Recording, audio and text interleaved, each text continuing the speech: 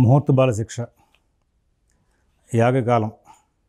ఈ యాగకాలం అనే కాన్సెప్ట్ మాకు సంబంధం ఏముందండి, అది యాగాలు చేసేవాళ్ళు వాళ్ళు చూసుకుంటారు అనడానికి అవకాశం లేదు.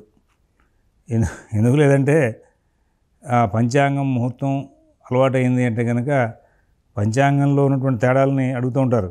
ఆ తేడాలో వచ్చినటువంటి దాన్ని మరి మనం నిర్ణయం చేసి చెప్పాలి. అది చెప్తేనే మరి దాని యొక్క విశేషాలు మనకి బయటకు వస్తాయి, మనం గొప్పగా కనబడే అవకాశం వస్తుంది. పంచాంగాల్లో సహజంగా యాగకాలాలు మ్యాక్సిమం తప్పు రాయరు, వీలైనంత వరకు వాళ్ళు జాగ్రత్తగానే చెప్పుకుంటూ వెళ్ళిపోతారు. మీరు ఎప్పుడైనా పంచాంగంలో ఈ యాగకాలం అంటే ఏమిటి అనేది తెలియని వాళ్ళు చాలామంది ఉన్నారు. ఆ జ్యోతిష్యం మీద బతికే వాళ్ళలోనే, మరి జ్యోతిష్వేత్తలుగా ఉన్న వాళ్ళలోనే యాగకాలం అంటే ఏమిటి అనేది తెలియని వాళ్ళు చాలామంది ఉన్నారని నిర్భయంగా చెప్పవచ్చు, సమస్య లేదు. అమావాస్య మరుసటి పాడ్యమికి, పౌర్ణిమ మరుసటి రోజు ఈ యాగకాలం అనేది రాస్తూ ఉంటారు. అన్వాధానం అనేది దాని ముందు రోజు రాస్తారు. అంటే అమావాస్య నాడు పూర్ణిమ నాడు అన్వాధానం రాసి ఆ పక్కన యాగకాలం అని నిర్ణయం రాస్తారు. అయితే ఇక్కడ పిండ పితృ యజ్ఞం అనేది అమావాస్య నాడు ఒకటి విశేషంగా రాస్తూ ఉంటారు. ఆ తర్వాత సర్వేషాం అమావాస్య అని రాస్తూ ఉంటారు. ఈ సర్వేషాం అమావాస్య, యాగకాలం, పిండ పితృ యజ్ఞం, అన్వాధానం ఇది అందరికీ అవసరం లేదు. యజ్ఞం చేసిన వాళ్ళు, ఆధానం చేసిన వాళ్ళకి మాత్రం అవసరం. తర్వాత వైదిక కర్మకాండలో అన్వారంభణ అని చెప్పి చేస్తారు. చేసిన తర్వాత వాళ్ళు ప్రతి పాడ్యమికి స్థాళీపాకం చేసుకుంటారు.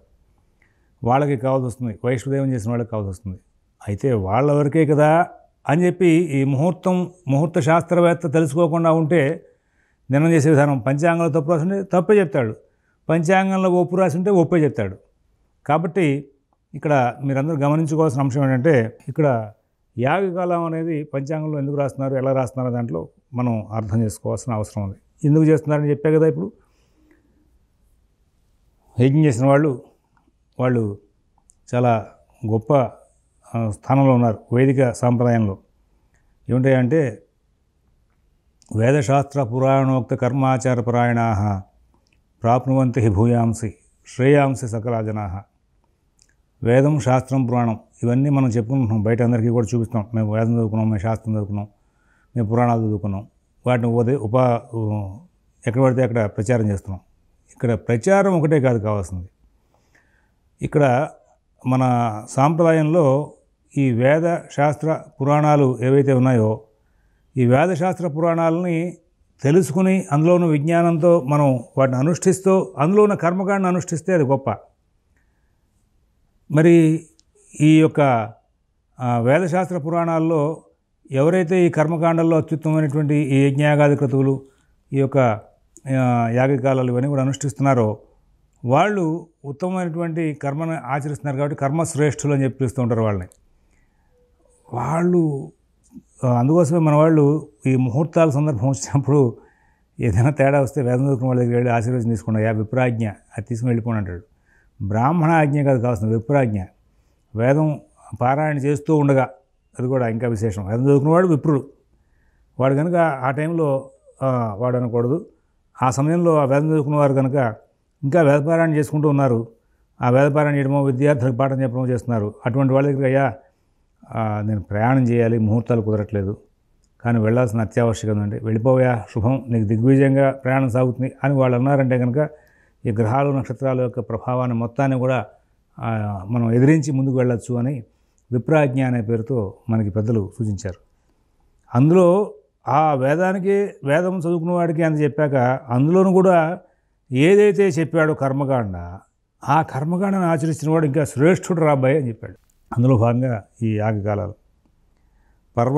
పర్వ ప్రతిపత్సోత్సంధర్మధ్యానాత్ పూర్వతోపి వా అన్వాధానం పూర్వదినే తద్దినే యాగయిష్యతే పరతశ్చేత్ ప్రయహ్నీతి తద్దినే ఆహ్వితి బ్రవేత్ పూర్వాహ్నే మధ్యమే వాపి యది పర్వ సమాప్యతే తదోపవాస పూర్వేద్యుస్తప్రాగహ్యతే.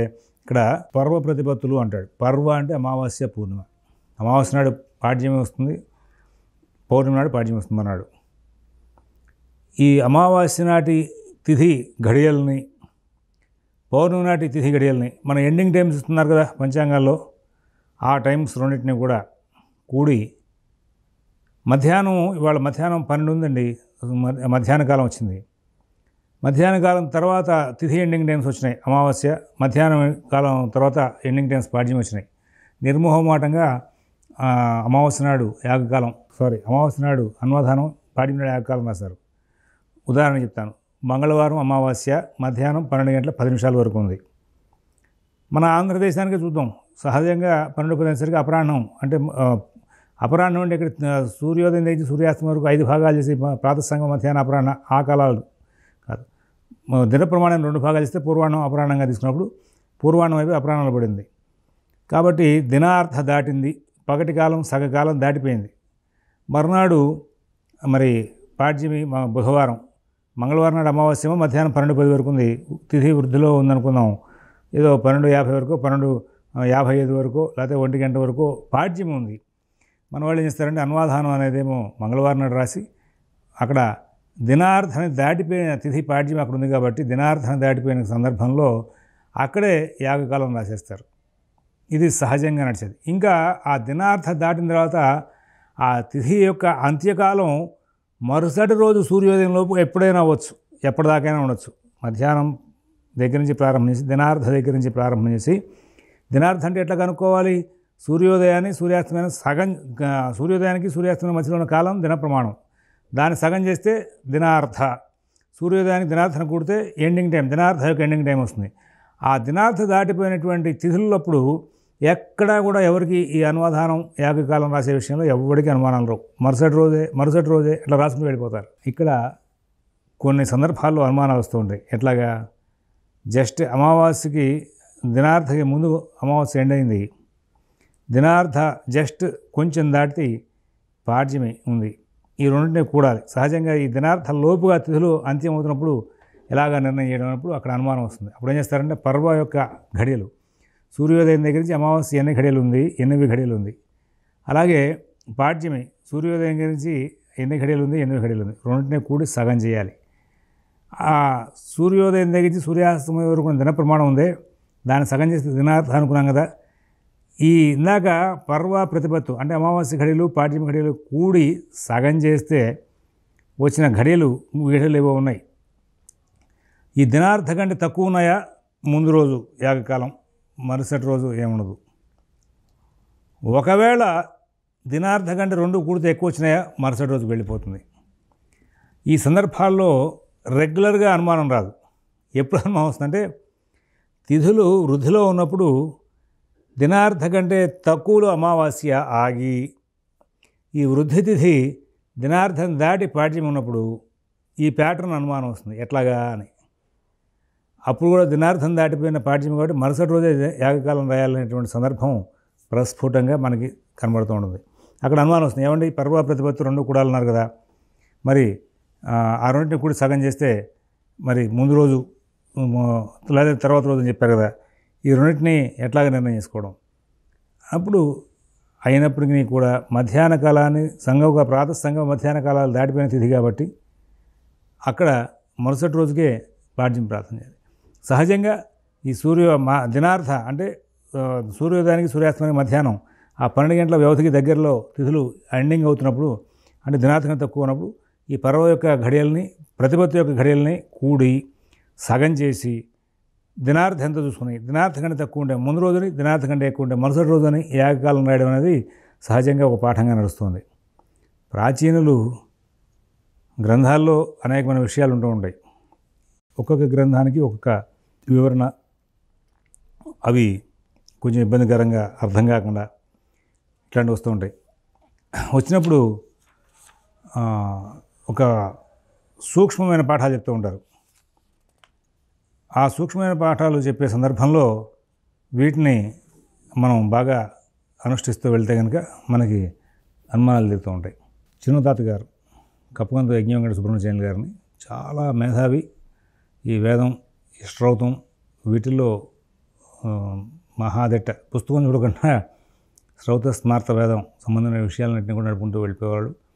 ఆయన నేను పంచాంగం రాయడం కొత్తలో ఆయనకు మంచి సరదా అనిపించింది. మా ఇంట్లో కూడా పంచాంగం తయారయ్యాడని నన్ను కూర్చోబెట్టి ఈ ధర్మాలని వచ్చినప్పుడల్లా చెప్తూ ఉండేవాళ్ళు. ఈ పాడ్యమి అమావాస్య ఈ రెండు యొక్క అంత్య ఘడియలు, దినార్థం దగ్గరికి అనుమానం లేదురా, దినార్థం దాటిన తర్వాత దినార్థం లోపు ఉన్న వాటిలో అనుమానాలు వస్తుంటాయి. రెండింటినే కూడు సగం చేయి. ఈ రెండింటిని కూడి సర్వత్వం సగం చేసినప్పుడు దినార్థం కంటే తక్కువగా ఉండే ముందు రోజు, దినార్థం కంటే ఎక్కువగా ఉన్న మరుసటి రోజు అనేటువంటి సింపుల్ లాజిక్ని గణితం మీద చెప్పుకుంటూ తీసుకొచ్చి వాటిని ముందు తీసుకెళ్ళిపోయారు. ఆ సందర్భాల్లో పౌర్ణిమ ఒకవేళ ఏదైనా ఒక మంగళవారం పౌర్ణిమ అనుకుందాం, 15 గడియలు అంటే దినార్థ దగ్గరికి ఉంది. ఇందాక చెప్పా పాడ్యం ఒకవేళ దినార్థం దాటిపోతే 19 గడియలైంది, అప్పుడు మధ్యాహ్న కాలం దాటింది. ఇక్కడ ఈ రెండింటిని కూడితే కనుక ఆ పౌర్ణమి ఘడియలు 15, పాడ్యం ఘడియలు 19 కూడితే మొత్తం అంతా 34 అవుతున్నాయి. దాన్ని సగం చేస్తే 17 గడియలు అవుతున్నాయి. కాబట్టి దినార్థ కంటే ఎక్కువే ఉంది. కాబట్టి మరి మరుసటి రోజు అంటే మనం మంగళవారం పౌర్ణమి అనుకున్నాం కదా, పౌర్ణమి నాడు అన్వాధానం రాసి ఆ బుధవారం నాడు ఇష్టికాలం రాయడం అనేది, అంటే యాగకాలం ఇష్టి అంటారు వాళ్ళు, ఇష్టికాలం రాయడం అనేది ఒక పరిపాటిగా ఉంది. సరే, ఒక్కొక్కసారి పౌర్ణిమ సోమవారం 18 గడియలు ఉంది, పాడ్యమి 12 గడియలు ఉంది, రెండింటిని కలిపితే 15 గడియలు అవుతుంది. సమానంగా వచ్చింది. ఈ సమానంగా వచ్చినప్పుడు అప్పుడు కూడా దినార్థతో సమానంగా వచ్చింది. దినార్థ అంటే 15 గడియలుగా సుమారుగా 30 గడియల మీద ఉన్నప్పుడు ఆ రోజు సూర్యోదయానికి సూర్యాస్తమానికి సమానంగా వచ్చేసింది అనుకోం. ఇక్కడ కూడా ఒకవేళ పర్వ ప్రతిపత్తు అంటే ఆ పౌర్ణమి అవచ్చు, పర్వ అంటే అమావాస్య అవచ్చు, ఆ తిథి గడియల్ని పాడ్యం గడియల్ని కలిపి సగం చేస్తే ఇది ఆ దినార్థ అక్కడ అది కూడా సమానంగా వచ్చినాయి. అప్పుడు కూడా ఏం చేయాలంటే ఈ పౌర్ణమి నాడు మరి అన్వాధానం రాసి పాడ్యమి నాడే ఇష్టికాలం రాయాలని చెప్పేసి చెప్పుకుంటూ వచ్చారు. ఇక్కడ అంటే కరెక్ట్గా ఈ దినార్థం దాటిపోయిన తర్వాత తిథి ఉన్న రోజుల్లో ఎక్కడ మనకు అనుమానాలు రావు అనేది మరి మీరు బాగా సంగవ కాలం కంటే ఇక్కడ ఆ తర్వాత సంగవ కాలం కంటే ఊర్ధ్వంలో మరి సంధి కనుక వస్తే ఒక్కొక్కసారి అంటే పౌర్ణమి నాడే యాగకాలం చేసుకోవాల్సి వస్తుందన్నారు. అంటే పౌర్ణమి ఒకవేళ 15 గడియలు ఉంది, పౌర్ణమి 15 గడియలు ఉన్నాక పాడ్యమి 9 గడియలు ఉంది, ఈ రెండింటిని కూడినప్పుడు సంగవకాలం తర్వాత ఇది రెండు కూడితే 24 అవుతుంది. వాటిని మనం సగం చేస్తే 12 గడియలు అవుతున్నాయి. ప్రాతః సంగవ, మధ్యాహ్న, అపరాహ్న, సాయంకాలం చెప్పి డివైడ్ చేశాం కదండి. అందులో భాగంగా సంగవకాలం, ఈ సంగవకాలం దగ్గర కనుక ఈ పౌర్ణమి నాడే ఈ పాడ్యం సంధి కూడా ఏర్పడి మరుసటి రోజు సంగవకాలంలో ప్రాతకాలంలో ఇంకా ముందు అయిపోతుంది ఇది అన్నప్పుడు ఈ రోజునే సద్యస్కాల యాగం అని చెప్పి రాయాల్సి వస్తున్నాయా అనేసి చెప్పుకుంటూ వచ్చారు. ఇలాగా ఈ 3 రకాలైన వివరాలతో ఈ ఇష్టికాలాన్ని మనకి చెప్పుకుంటూ వచ్చారు. దీంట్లో ఇంకా అనేకమైన పాఠాలు కొంచెం విపులీకరించి ధర్మసింధు నిర్ణయసింధులో ఉన్నాయి. అది సహజంగా మనకి ఎక్కువగా మనకి అత్యవసరంగా అవి ప్రామాణ్యానికి దగ్గర వచ్చేవి కావు. కాబట్టి వాటిని ఇప్పుడు ఇందులో చెప్పట్లేదు. మరొక అంశంతో రేపటి రోజు కలుసుకుందాం. స్వస్తి.